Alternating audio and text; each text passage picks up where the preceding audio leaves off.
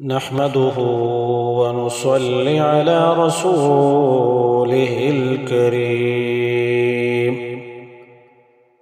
أما بعد فأعوذ بالله من الشيطان الرجيم. بسم الله الرحمن الرحيم. والعصر إن الإنسان لفي خسر إلا الذين آمنوا وعملوا الصالحات وتواصوا بالحق وتواصوا بالصبر. وقال النبي صلى الله عليه وآله وسلم: المسلم من سلم المسلمون من لسانه ويده، والمهاجر من هجر ما نهى الله عنه، أو كما قال عليه الصلاة والسلام. صدق الله العظيم. رسول اللہ صلی اللہ علیہ وآلہ وسلم فرماتے ہیں: مسلمان وہ ہے جس کی زبان درازی اور دست درازی سے مسلمان محفوظ رہے، اور مہاجر وہ ہے جو تمام ان چیزوں کو چھوڑ دے جس سے اللہ تعالی نے منع فرمایا ہے۔ ایک حدیث میں یہ بھی ہے: والمؤمن من امنہ الناس علی دمائہم واموالہم۔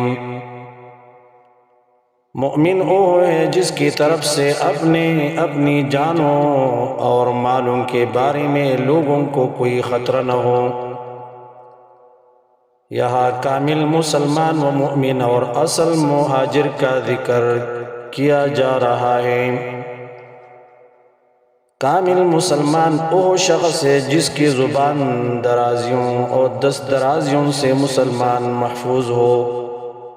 یہاں ہاتھ اور زبان کا ذکر خاص طور پر اس لیے ہوا ہے کہ عموماً ایذا کا تعلق انہی سے ہوتا ہے، ورنہ اصل مطلب تمام قسم کی تکلیفوں سے محفوظ ہونا ہے۔ بعضی روایت میں الناس کا لفظ ہے، یعنی تمام لوگ محفوظ ہو، خواہ مسلمان ہو یا غیر مسلم۔ تمام انسانوں کے لیے مسلمان کا یہی رویہ ہونا چاہیے۔ حدیث میں اس ایذا رسانی کی مذمت ہے جو بلا کسی معقول وجہ کی ہو۔ مجرموں اور فسادی ظالموں کو سزا دینا اور ان کی فساد کو دور کرنا اس میں داخل نہیں، کیونکہ اس کا مقصد عام انسانوں کو راحت پہنچانا ہے۔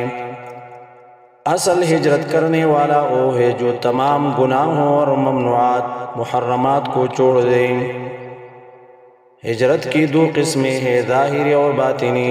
ہجرت ظاہری تو اللہ تعالی کے لیے وطن چھوڑنا ہے، اور ہجرت باطنی ممنوعات محرمات کو چھوڑنا ہے۔ یہی حقیقی اور اصلی ہجرت ہے۔ ہجرت ظاہری تو وقتی ہے، مگر ہجرت باطنی کا زندگی کے ساتھ دائمی تعلق ہوتا ہے، اور وہ یہ کہ مومن اللہ تعالی کے محرمات سے اجتناب کرتا رہے اور رضا الہی کے حصول کے لیے خواہش نفس کو لگام دے اور دین و شریعت کا مکمل متبع بن جائے۔ مومن کامل وہ ہے جس کی ایذا رسانیوں سے لوگ مأمون ہو، امن پر ہو، اور انہیں اس کی طرف سے اپنے جانوں اور مالوں کے بارے میں کوئی خوف اور خطرہ نہ ہو۔ اس دونوں حدیثوں سے معلوم ہوا کہ حقیقی مسلمان وہ ہے جس کے زبان اور ہاتھ سے اور مسلمانوں کو تکلیف نہ ہو، اور مسلمان اور انسان اس کے زبان اور ہاتھ سے محفوظ ہو، اور مہاجر وہ ہے جو گناہوں کو چھوڑ دے۔ اللہ تعالی ہم سب کو اس پر عمل کرنے کی توفیق عطا فرمائے۔ وآخر دعوانا الحمدللہ۔